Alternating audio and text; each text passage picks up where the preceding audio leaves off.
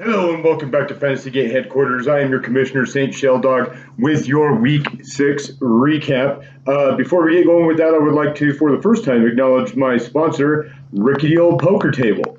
Are you looking for a place to set your laptop so you're always taking shaky video? Hey, it can even double as your dining room table. Rickety Poker Table. When you don't have any pals who ever want to come over to play poker, get yourself a Rickety Old Poker Table.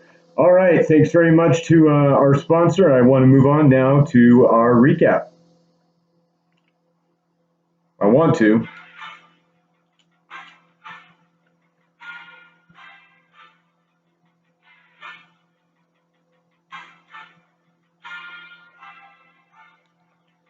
Let's kick off last week's action with the third leader, first and goal, facing off against Elway's Way. For the second straight week, the Blue Trim Pumpkin Lovers, carrying 3 tight ends, started the 2 lowest scores in that category.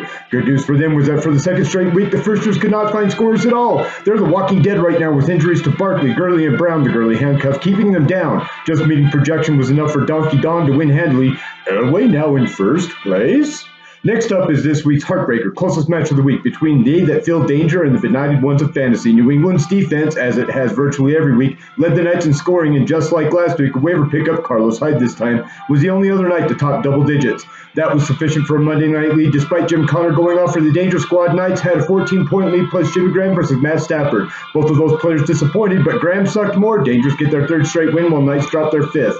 This week's edition of the Toilet Bowl was something of a surprise. The steaming hot luck golf squad and the steady Eddie running high bitches. Just last week, Goff put together 180 points, and this match saw only 142 combined. No credit to Hyde, really, for winning this match, as the Monday game went completely oppo for Aaron Jones compared to the previous weeks.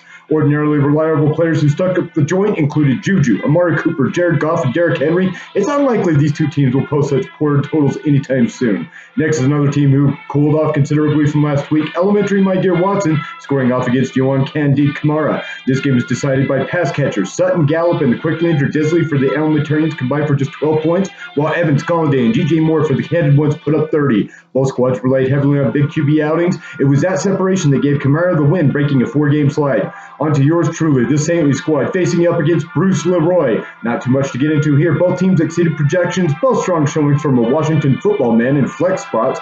Both showed well in special teams. The difference was at running back 2 and tight end, where Mark Ingram scored yet again and Kittle popped for 100, while James White and Greg Olsen flagged. Kung Fu Master drops a 4th straight Shelldog to 500 at 3 wins, 3 losses.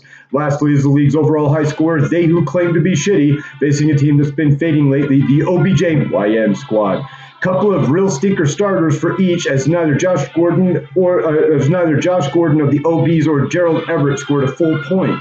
Stephon Diggs dropped 40, and the shutout pitching, Denver D totaled 26 for the Poopsters, who win handily in this one, as the OB team has really only had consistency from Lamar Jackson.